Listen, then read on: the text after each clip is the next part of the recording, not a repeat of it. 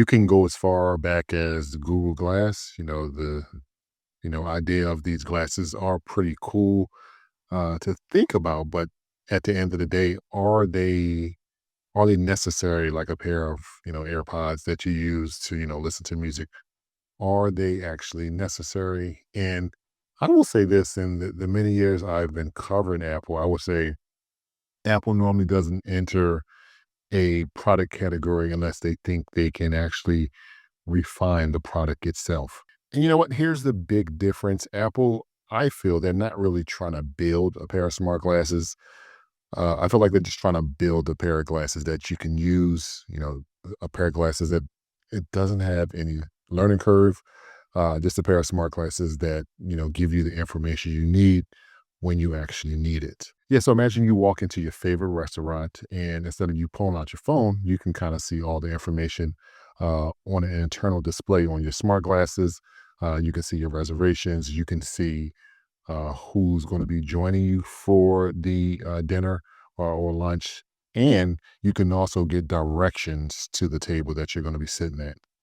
Or imagine this, you're talking to someone and, you've been in that situation before where you just can't remember their name.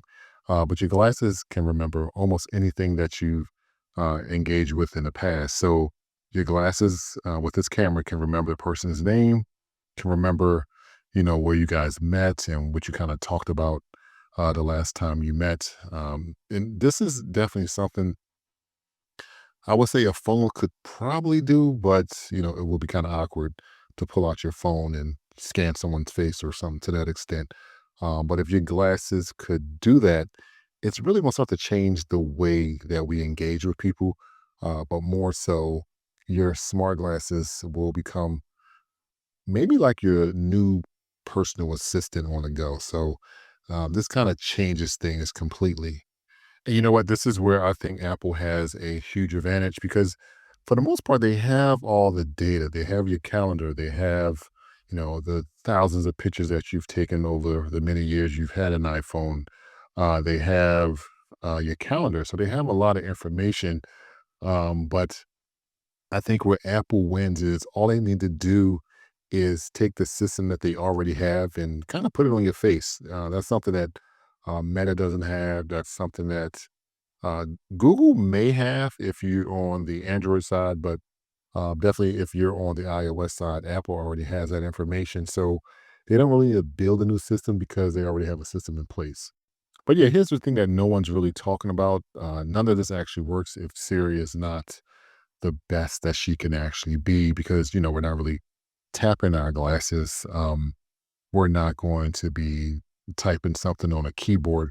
We're going to be actually using our voice. So Siri has to be the best that she can be, or I guess in some cases he can be. Yeah. So if Siri is slow or she gives you confusing information, I think that can really ruin the entire experience. So, Apple, they've really been taking their time with this, Siri, this new Siri. So I'm not really mad at them.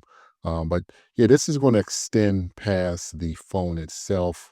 This is going to be associated with all the products that Apple will be offering in the near future. Now, the biggest concern I think is definitely going to be privacy, because these glasses are going to need to access what you're looking at, with that camera, where you're located, as well as, in a lot of cases, who you're actually with at that present time. So I think with those three items, things can get a little bit uncomfortable. So yeah, I think Apple is definitely walking a thin line because they need to make the glasses in a way where they're just useful, but they also need to make it private enough so people can actually trust it. But I will say, if they can't get this right, I feel like the glasses will never go mainstream. But yeah, if Apple gets this right, if they slam dunk this, I think this could be a huge, like a really huge shift in mobile technology. I will say I don't think Apple wants to replace your iPhone at this present time, but I do think they want to find a way to try to make sure you're not pulling your phone out of your pocket as much. And when things really change, I feel like technology, it somehow just disappears. and it becomes more so a part of your daily life. So, yeah, Apple Glasses might seem like a small thing right now, but I think it's definitely going to be a part of something that's bigger. I think we live in a world today where when we think of AI, we think of an application that we open.